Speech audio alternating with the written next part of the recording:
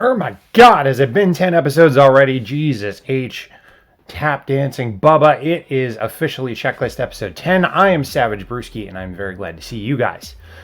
Alright, jumping straight into it, we have another 25 points Circle Orboros list for you today.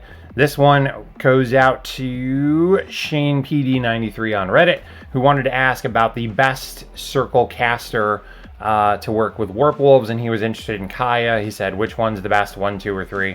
I'm going with 3. So here's the list. This is what we're thinking, okay? This is in Wild Hunt theme, 25 points, Kaya3, Kaya the Wild Heart. She's got in her battle group a Feral Warpwolf, a Pure Blood Warpwolf, and a Wild Argus. And she's backed up by a unit of Shifting Stones with a Stonekeeper and a unit of Warpborn Whoppers. Wow, I just turned a bunch of wolves into burgers. Isn't that awesome? Warpborn Skinwalkers, max unit, and Warpborn Skinwalker Alpha leading them up. And that is going to round you out at 25 points. So, that's the list. Here are what we got. First off, starting with the theme, Wild Hunt.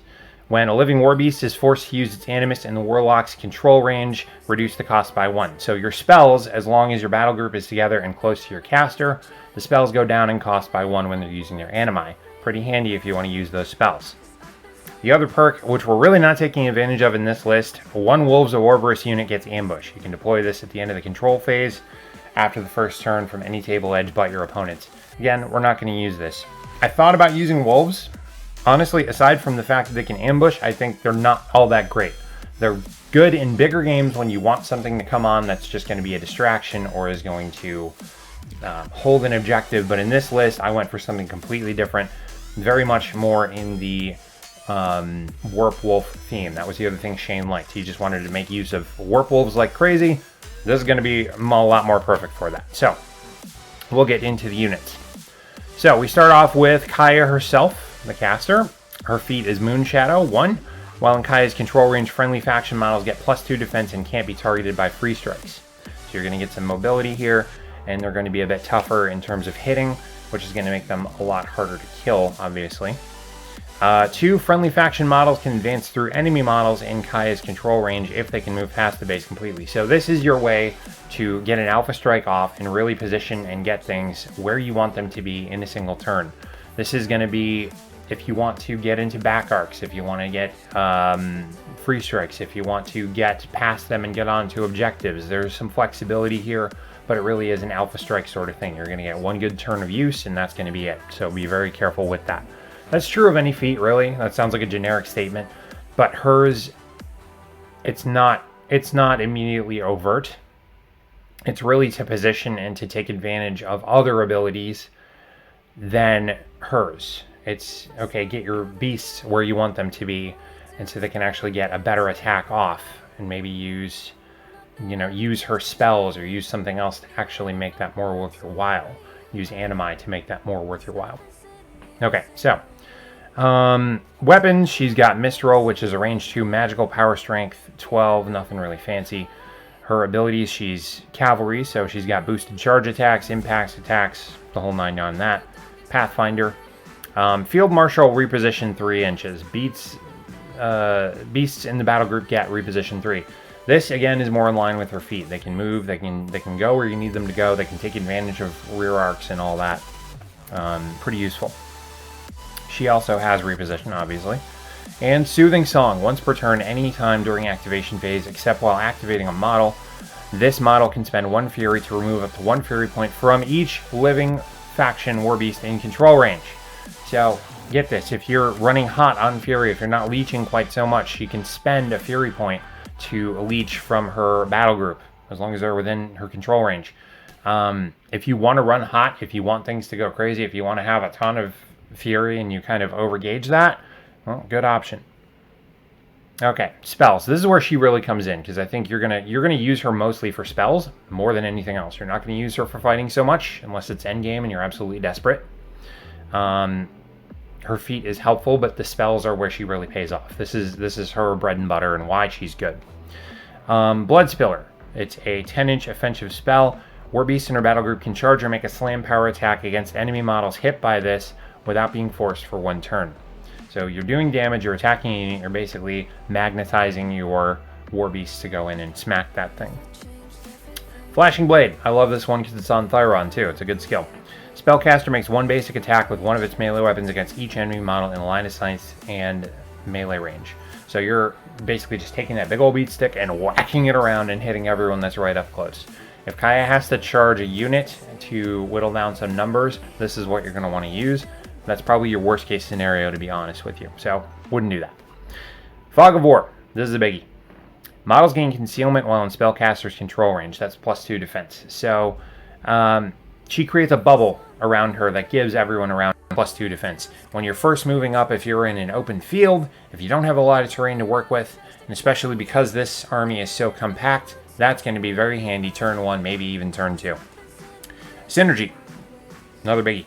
While in control range, battle group models get a +1 cumulative bonus on melee attack and damage rolls for each model in the battle group that hit an enemy model with melee attack this turn. Cannot exceed +3. So, this is a chain attack, okay? You need all your beasts in melee to take advantage of it, but you start with one, and it gets a buff, and if it hits, the second one gets an additional buff of not just +1, but +2, and so on. So this is a way to stack damage in a single turn. This is what I'm talking about when I say her feat is not damaging, it's just setting up for damage. The spell is what's ultimately going to rip the throat out of someone if you use it right and if you time it right. And you have a few units in the army that are going to back that up as well. Alright. Getting into your battle group, you have the Feral Warpwolf. If I can say that word right today, I am really going to give myself something. Okay, so, simple. Beat stick, okay? Pathfinder, his controlled warping, it's that skill they all have. You choose one of 3 abilities. His is Toolbox. You have Protective Plates, which is +2 armor. Warp Speed, which is +2 speed. I swear I'm going to say that in Scottish at some point. I am giving it all she's got, Captain. Warp Strength, +2 strength. So make him stronger, make him faster, make him tougher. Whatever you need to do at any given time. If he frenzies, he has to take Warp Strength. So if he is going to attack something, if it is going to be one of your guys, he's going to be way stronger at it. Aren't you lucky? Alright. And he's got Regeneration D3. Remove D3 damage points once per activation. So this is going to help keep him alive and keep him working. Might even save you and keep his damage branches in line. So you don't lose ability. Weapons, he's got a bite at power strength 15 and 2 claws at power strength 16. You can obviously grab, throw, all that other good stuff. Simple melee. That's all he does. Animus, primal, friendly living war beast, gets +1 strength and melee attack mat for 1 round. Cost reduced 1 with the theme buff. So obviously that's going to be a little bit cheaper. Good way to buff something else if you need it, if you're using Kaya's Fury on something else. Animus plus synergy from Kaya will make this thing a nightmare, even to Khador, which is probably going to be your toughest nut to crack. They're going to be bringing, at most, in a brawl list, 3 heavies. Probably 2. Depending on what theme they're playing. But Fog of War and Reposition will help get this up in range and keep it safe. The toolbox is in the warping. Again, you make it tough, make it fast, or make it stronger, whatever you need to do. Okay. Then we get into the Pureblood Warpwolf. I did it right.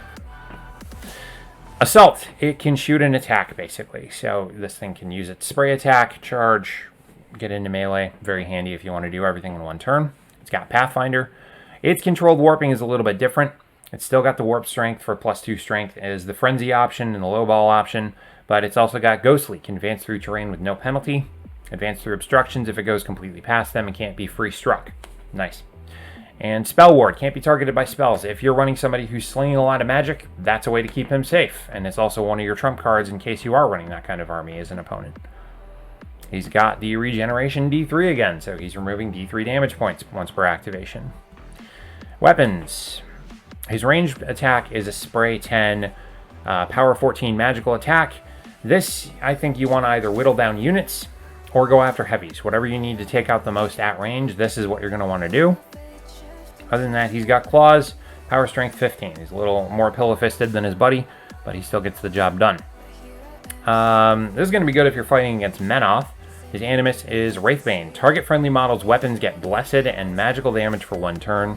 So you're basically ignoring buffs, and you can hit ghosties if you're playing against something like Crix. Again, it's going to be situational. You do not need it all the time, but if you do, whatever. And -1 cost. Booyah! All right, and don't make fun of the little guy. You've got a Wild Argus. He's got Pathfinder. He's got Circular Vision, so no free strikes on, no back strikes on him. Sorry. Weapons. Bite ×2, because 2 heads. Don't want to leave anyone out. This is only power strength 12, but combo strike puts that up to power strength 16, so he can still hit like a heavy if you need him to. If you are playing Kaya3, if you are taking on something a lot bigger, he can forgo the 2 attacks and use 1 that's going to be way better. Here's why you're really taking him. Animus, Doppler Bark. Living or undead models currently within 2 inches of the caster have their base defense reduced to 5 and cannot run, charge, or make slam or trample power attacks for 1 round. Holy shit. This guy is just a vehicle for synergy or a backup to deal a killing blow with a combo strike. Doppler Bark makes hitting in melee easy, which is what you need to start Kaya's synergy spell. So if you run this guy up and he's your first one up, you activate Kaya, you cast synergy, you run him up, he attacks. Everything around him within 2 inches is defense 5, so everything's going to hit. So he makes a smack, then the other 2 Warpwolves make their attacks with cumulative bonuses added on. You're in like Flynn. If that doesn't wreck something, I don't know what's got in this list anyway. Alright, so that's your battle group getting into your other units. The one thing that is not woofy, furry, cute, whatever, I still love it, and I think every list in Circle is going to have to take this anyway, is your shifting stones with the Stone Keeper. So these guys have advanced deployment, they are a construct, they have circular vision, so there are no back strikes. They're immobile, they technically don't move, they can't be knocked down, they can't be placed. They are auto hit in melee though. Things hitting them obviously can't miss unless they're really drunk. Sorry. Okay, Serenity. Beginning of your control phase before leeching, you can remove 1 fury from a beast within 1 inch. They have to be right there, which is really inconvenient, but if you're close to frenzying and Kaya is not right up there to do Soothing Song, it's another option. Shifting powers. You have 3 choices. I love how this thing just comes in 3s. That must be a circle bit. Choose 1. Healing Field. Models in the unit and friendlies within 2 inches that are in command range can remove D3 damage points roll for each model, so these guys can heal. Shifting. Place each model in the unit anywhere within 8 inches of its location. They can't move, but they can move. Alright. Teleportation.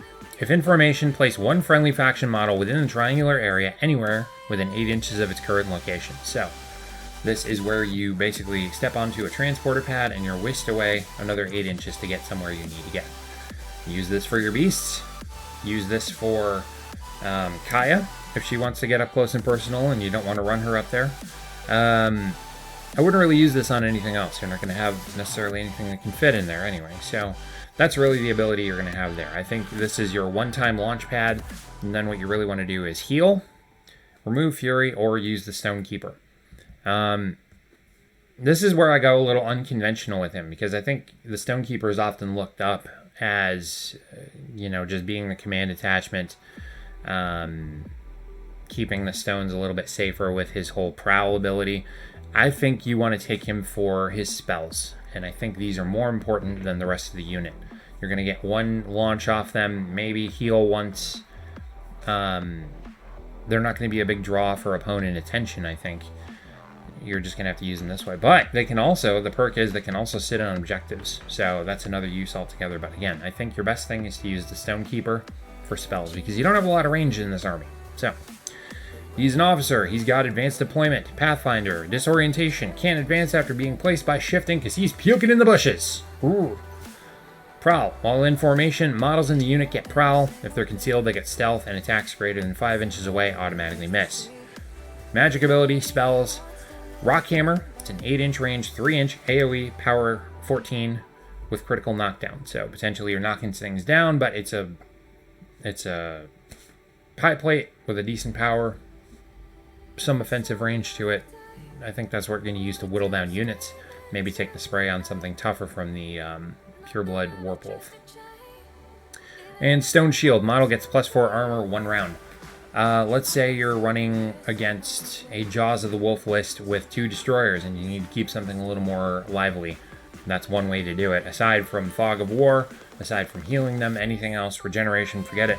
That's one way to do it. Again, I think you use him offensively. Get him in range so he can use his spell, and possibly even use him in the stones to take objectives. One way to do it. Okay, Now getting into the other unit choice, and someone's probably going to look at me and go, what are you smoking, Brewski? Well, nothing, but I'll tell you what I'm thinking. The Warpborn Skinwalkers in the Alpha, I'm giving you a small compact army, but they're tanks. These guys are tough as shit, and the only issue you really have with them is they don't have a ton of attacks from what I can see. They are going to be hard as hell to kill. If you put them on objectives, they're really going to be hard to kill. And your opponent can waste a ton of firepower or can tie up a lot of things in melee with them and still not get the job done. The focus here in your army really is the battle group, the War Beasts, and Kaya getting most of the work done. These guys are a distraction, okay? Take objectives or tie things up and jam them. They are good at either. That's what you use them for. So, they all have hyper regeneration, and it is a max unit, so you're getting 5 guys plus the Alpha. That's pretty good. Hyper regeneration, move D3 points of damage at the start of the activation from each model. Relentless charge, while charging, the unit gets Pathfinder. They don't have it natively, so you can't just move them through terrain. They have to be charging, then they get it. That's the only downside to them, really. They're not super fast. You can't really use the stones on these guys too well, so you're just going to have to run them up, use Fog of War, be really choosy with what you're doing on that. Okay? Unyielding. They get +2 armor against melee damage rolls, so even when they get stuck in, they're probably going to be safer in melee, but people are going to have a harder time damaging them. They may hit them, they're not going to damage them as easily. The Alpha gives them Mini Feet, Night Howls. Once per game, enemy models can't cast spells or give or receive orders within 3 inches of a model in this unit in formation. So, you potentially create a bubble to negate spells, buffs, orders, you name it. Depending on what you're fighting, you're going to want to charge this into units with officers.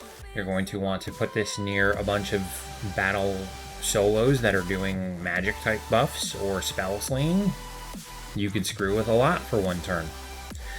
Tactics Gang. Models in the unit get Gang. When making melee attack targeting an enemy in range of another Skinwalker, the model gets +2 to attack and damage rolls. That is an amazing buff. Even though he's only getting 1 attack, you are pretty much guaranteed to hit. You are pretty much guaranteed to wound. You're at least going to have a way easier time of it without any other buffs. Weapons, not super impressive. Power strength 12 pole axes with a 2-inch reach.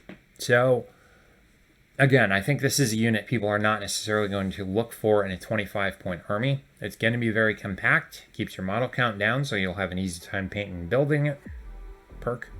But what you do with the list overall, this is what I think you're going to do.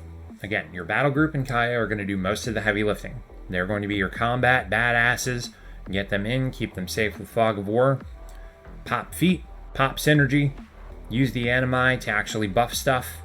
Those guys are going to do a lot of damage. They're going to have to do the heavy lifting. You're taking this for the beast. You're not taking it as another theme for that very reason. Other than that, your stones are going to be there to help position, help heal, leech fury, and the Stonekeeper is your other offensive weapon. You can use the Skinwalkers to basically go up and jam, or do melee damage, or sit on objectives. You really have 3 options there. It sounds kind of generic, but they are tougher than anything else you could possibly have in the Circle Army. I hope they draw a lot of attention. I actually want you to use these guys and posture with them. Really make a big fuss over what they're going to do. Your opponent hopefully takes some of the bait and puts a lot of heat on them, which allows your battle group to get in, take less damage, have an easier time doing their job, and win you the game. I could see this winning more through assassination than it could through scenario, but again, the stones are a good choice for that. After they do a teleport, after they do a heal, shift them over and take an objective.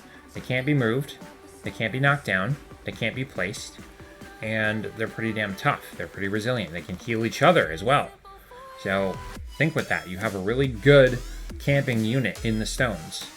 Maybe even ignore the Skinwalkers altogether as an objective unit. Just have them do damage and get into combat. Depending on what mission you're playing and what scenario you run up to, that's what I do. So I really hope you like the list. As always, guys, if this has been helpful to you, leave a like. If you want to see a list of yours on the channel, leave that in the comments or send me an email. If this has been really helpful, I'm looking to grow and expand, so please do share this with your friends.